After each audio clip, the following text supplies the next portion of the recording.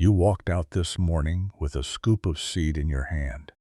Same coffee mug, same slippers, same path across the grass to the feeder. You probably didn't look up, but somewhere in the maple, or behind the fence, or on the power line, more too wide over, there was a bird, probably more than one, watching you. Not casually, not by accident. Watching you the way you'd watch a stranger walking up your driveway. Processing, evaluating, making decision about you before you'd even finished pouring the seed. And here's the part nobody tells you. After a few weeks of feeding them, those birds know things about you. Real things, music-specific things. Here's everything they've already figured out. Birds don't just react to the world, they read it constantly. Every twitch in the grass, every shadow on the fence, every sound from your back door, all of it gets sorted, weighed, remembered. And your yard and you are part of what they're reading every single day. Most people think feeding birds is a one-way thing. Gah, you give, they take. End of story. It isn't. Gah, the moment you started showing up with food, you became something they had to understand, a pattern to learn, a face to memorize, a creature to predict. By the end of this, you're going to see yourself the way the birds in your yard already see you, and it's stranger than you'd think. You think you're a free spirit. You think you fill the feeder whenever. The birds disagree. From where it's perched, usually a branch with a clean line of sight to your back door, a chickadee or a house finch can see your kitchen window. It can see when the light flicks on. It can hear the screen door spring. And after about a week of you showing up, it starts arriving before you do. Not most days, every day. Here's what's happening. Birds living near your yard burn an enormous amount of energy just staying alive. God, a chickadee in winter can lose 10% of its body weight overnight. 10%. Imagine waking up tomorrow having lost 15 pounds you didn't have to spare. So, they can't afford to guess. They can't afford to check the feeder later. They have to know. And the way they know is by watching you. The bird notices the time of day the seed appears. It notices what comes first, the porch light, the door, the sound of the lid on the seed bin. It links those signals together into a sequence. By day 5 or 6, the sequence triggers a behavior change. It starts perching closer. It stops foraging in the backlot and starts staking out your maple instead. It has, in a very real sense, scheduled its day around yours.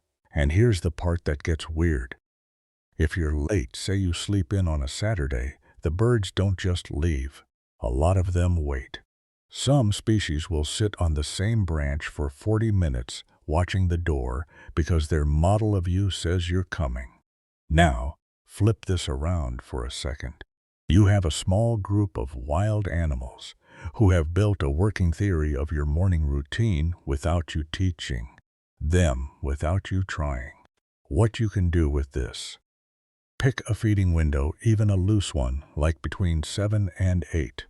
The more consistent you are, the less energy they waste guessing, and the healthier your regulars will be through cold weather.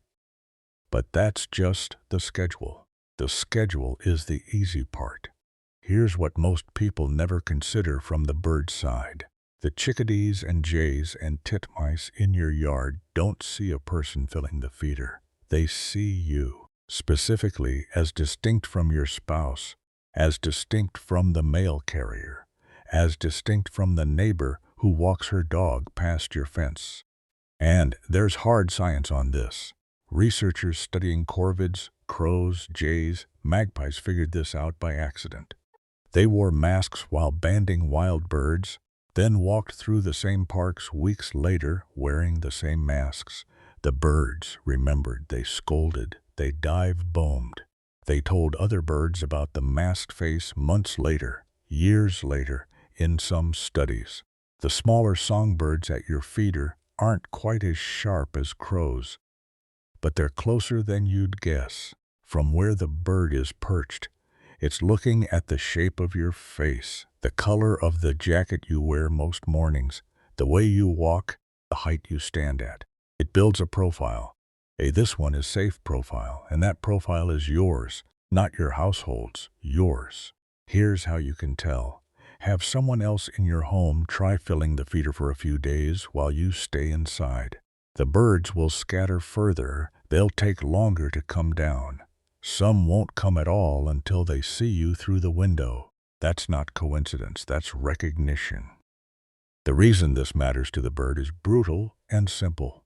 Misidentifying a safe human as a dangerous one wastes energy on a panic flight. Misidentifying a dangerous one as safe music gets you eaten by a cat. So, the bird's brain has spent real evolutionary effort getting good at telling humans apart. And you specifically have a file in there. What you can do with this? Move slowly the first few weeks. Wear similar clothes during feeding time if you can. You're not just delivering food, you're building an identity in their heads. Make it easy for them to lock onto. Think about this from the perspective of an animal that has to make life or death decisions every few minutes. A bird at your feeder cannot afford to wait until you do something dangerous. By the time you do something dangerous, it's already dead. So, it has to predict you. It has to read the signals before the signals turn into action. And the signals it reads are the same ones a stranger would read about you in a parking music lot. How fast you're walking, whether your shoulders are loose or tight, whether you're looking down at your phone or scanning around, whether your hands are still or fidgeting, God, whether your steps are even or hurried. A bird perched 20 feet up can pick up all of that in about a second. When you walk out relaxed, coffee in hand, no rush, the birds at the feeder will often barely move. A nuthatch might hop to the other side of the trunk. A junco might hop 2 feet sideways. That's it. When you walk out stressed, late for work, arguing with someone on the phone, moving music fast, the same birds explode off the feeder. Same yard, same person, same feeder. Different mood. They didn't read your mind, they read your body. And here's the science underneath it. Birds evolved alongside predators that telegraph intent through movement. A hawk gliding is hunting. A hawk perched still might just be resting. A cat low to the ground is stalking. A cat walking upright probably isn't. Reading movement is the oldest survival skill in their playbook. And humans, for better or worse, get scanned with the same software. What you can do with this? On days you're stressed, take 3 breaths before you walk outside. The birds aren't being dramatic, they're reading you accurately. Slow down and the yard stays calmer for everyone, including you. This is where it stops being just bird behavior and starts being something genuinely fascinating about awareness. Every regular bird in your yard is carrying a map, not on paper, in its head. And that map is more detailed than yours. From where the cardinal sits in your hedge, it knows exactly where the feeder is, how far the nearest cover is, how many seconds it would take to reach the maple if a hawk dropped in, which window of your house the cat usually sits in, and which corner of the yard gets sun first in the morning. It knows which side of the feeder is upwind on a given day. It knows which branches sway too much in the wind to land on safely.